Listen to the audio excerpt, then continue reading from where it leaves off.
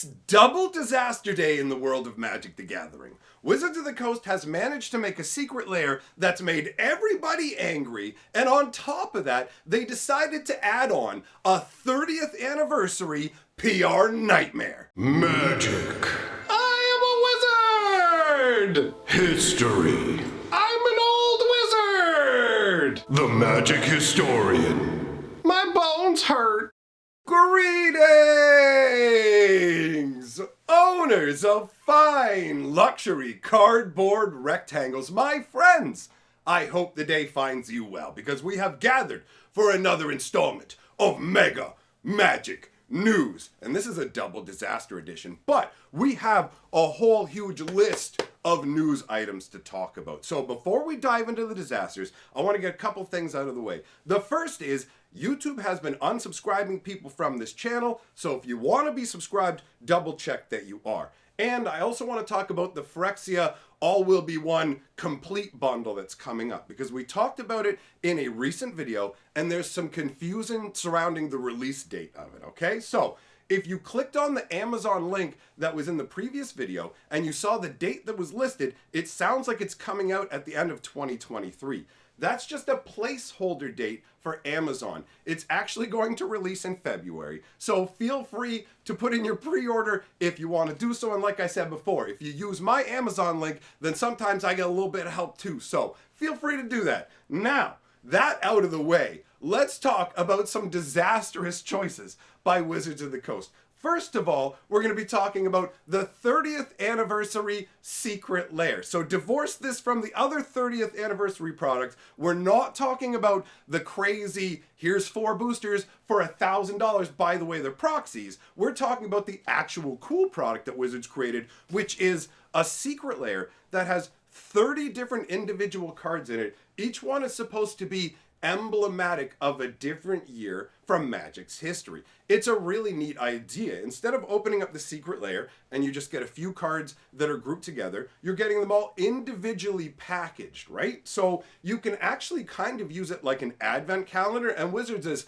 somewhat tapped into that marketing because they're going to make them available at the beginning of November. So November 1st, if you want one, November 1st, what's that? Colin Firth? Anyways, on November 1st, you want to make sure you head on over to the website if you want it and lock in your order like right away, because unlike other secret lairs, these ones are going to be like first come, first serve. These are not print orders. So however many Wizards has, they're gonna sell out quick. Don't fool yourself. Even with what I'm talking about that has ticked everybody off, they are still going to sell out, which is why it's crazy that Wizards has done what they've done. So this is a really neat product. The price point ain't so neat. But what set people off is the way that Wizards has chosen to do something brand new with this secret lair they've never done before. Now imagine yourself as somebody who works at Wizards of the Coast, and you've got to decide, okay, we've got this secret lair. Now we have different categories of players. We have foil lovers, we have indifferent to foils,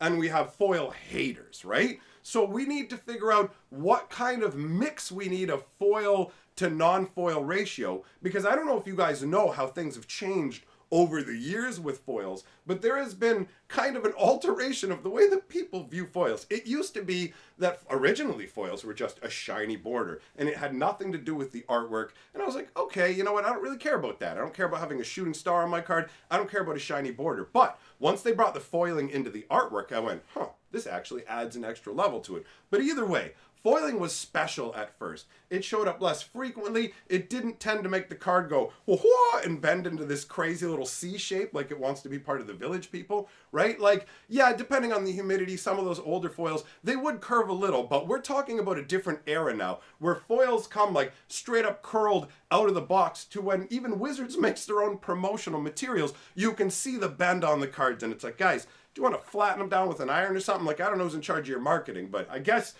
you're being honest, letting us know they're going to curl. But here's the thing about the curling foils.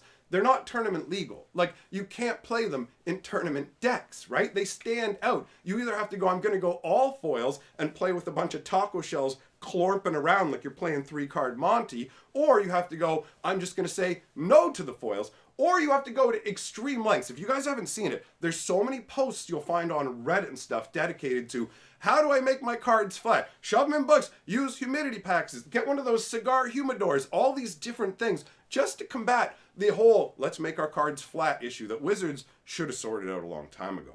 So we've reached the era where both through the sheer glut of foils and the quality of foils, where foils are no longer this awesome item. Before you could get a foil, and even if you didn't like the foil, you could go, bro, I can probably easily swap this to somebody for 2 copies of the original. No problem all day long, right? And then it changes to the point where people are kind of like, but foils. And then they get to the point where they're adamantly against foils, to where now the market sometimes values foils at less than the regular version, partially because of the whole collector pack effect, right? Where Wizards is really blasting out cards. And we'll talk about another effect of collector packs later on. But either way, you end up with this scenario where people do not consider foils to be beneficial across the board. So how have they been handling it so far? Buy a regular or buy a foil, right? So what do you do with this secret layer? The clear choice is you go, okay, we're going to make some of these foil. We're going to make some of these regular. We'll sell the foil for more, just like every secret layer. But what's the percentage that you pick? Do you go half and half? Probably not, right? There's not that many people. What percentage of people do want the foils? But Wizard said, you know what? Let's not do that. Let's try and turn it into crazy random boosters where literally every individual card in the secret layer has a 30% chance of being foil. Now on paper, you may go, okay, you know, like, woohoo, 30% chance of like an upgrade. That's how they're viewing it. The foils are premium. If they put the care into making them premium, that might be the case. So what they're doing in this situation is there's going to be a bunch of people who just want regular versions. I'm going to sell you a secret layer. 30% of the cards in your secret layer are going to be unusable cards you don't want. That is what people who hate the foils think when they hear that. They go, wait a minute, you're going to ruin 30% of my secret layer and I can't even choose what part? Like, you're not even going to let me know what I'm buying from you? Which one in the boxes are foils? There are people defending this in the comments in Reddit and stuff saying, hey, you know what, if you think about it, the foil's like worth more. And so if you get the foil version and you just want the regular version, what's the big deal? You can just sell the foil version and get the regular version. And it's like, bro, you're forgetting the fact that it costs part of your life. I get this card. Hey, look, I got the foil version. It's worth $6. The regular version's only $3. Now I just need to line up a buyer, sell the card, ship it out, collect the money, then turn around with my $6 that I've collected, buy the $3 version, pay for it, possibly shipping, wait for it to arrive. And it's like, ching ching, you're right, dude. It's like Wizards of the Coast gave me free money. If my life is worth literally nothing, so you go, okay, what are you thinking in that regard? But then it's also crazier when you think about the foil lovers, where it's like, yo, do you love foils? Yeah, boy, I do. Do you buy every secret layer in foil? Yeah, boy, I do. Are you hyped about this secret layer 30 new cards? Yes, I am. All right, here's how it goes, foil lover. You ready for your foils? Yes, you're only gonna get 70% of your cards as foils. And it's like, say what now? Yeah, here's the foil edition. Oh, sorry, did I say 70%? That's the part I meant, non-foils. You're gonna get 30% foils in your box. So here's the thing, buy like maybe 3 or 4 of these, and if you luck sack properly, you might be able to get a foil set. Like, what were they thinking? This made people who collect foils angry. This made people who don't want foils angry. And nobody's excited about the aspect of some of them coming as foil. People are they're excited about this either way, whether they want it or not, in terms of, hey, the foils or not. But overall, it doesn't make anybody go, well, I wasn't going to buy it, and now I am. But it's ticked off a whole bunch of people. And then on top of that, you have the 30th anniversary PR nightmare, where Wizards of the Coast, trying to amp up this product that, by the way, has gotten the biggest negative reaction in all of Magic. Magic is in like panic mode right now. People are selling out and fleeing the game. Like, it's crazy. We're going to talk about that in another video because it's still ongoing. I did that market panic video, and it's still I am amazed. I'm a little like overwhelmed, in all honesty, with everything that's going on with Magic. But let's get back to the topic at hand. Let us talk about the PR disaster tweet. So Wizards of the Coast sends out some of this 30th anniversary stuff. They send it to a famous NFL football player who is also a Magic player, all right? Now he shares the tweet of this. And there are 8 booster packs in the tweet. You can see them. And some people are pointing out, it's like, wait, this is that super hype product and you're literally just going to wrap it in a little piece of silver cardboard. I mean, that's a funny little poke at them, but ultimately what people were really getting riled up about, and I looked, when I saw this tweet originally, I went and read every single comment. And you got to understand, this guy is a huge NFL player, right? Like, he's well known. There was only one congratulatory post, and all the other ones were people who were complaining about how tone deaf the post is in terms of Wizards of the Coast makes this insane expensive product. They're sending it to people who are insanely rich, but what really set people off was the Time Twister in the middle. They're like, yo, why is that Time Twister proxy in a hard case? And it's unclear whether Wizards sent it in that hard case or whether it was placed in that hard case, but the idea is clear. This is an attempt to give an aura of moneyed mystique to the 30th anniversary, where you go, okay, you know what, yeah, like, whoa, this card's amazing and it's in this hard case because it's a real Time Twister. It's not, guys. Wizards has irrevocably damaged their brand with the 30th anniversary. The signs are there. Like I said, we're going to go into a whole video about it. It's crazy what's going on. It really, I'm spiraling around. But anyways, they set up this tweet thinking like, here's how we get the masses. And whoa, yes, the prestige. Check it out. 30th anniversary. He's got it. Don't you want a Time Twister in a hard case? Maybe you can get one if you buy enough $250 boosters straight from us Wizards while we cut the LGSs out. But you know, we sent them one for free as a, please don't think that we're actually greedy. We're nice guys. Look, we gave them this box that we say is worth $1,000 based on nothing other than we want you to have the simultaneous thought that it's not a real Magic card, guys. It's not a Magic card. Don't get upset about the reserve list. It's just a collector's item or whatever. But at the same time, this is totally a Magic card. It's a Black Lotus. You can have a Black Lotus or Time Twister, and they're in these packs, and you can get them. It's amazing. But they're not real Magic card, guys. But you can play them in Commander. We know you're going to use them. Maybe treat them like real Magic cards. Maybe get hyped. Maybe we can build a secondary market that's huge and gross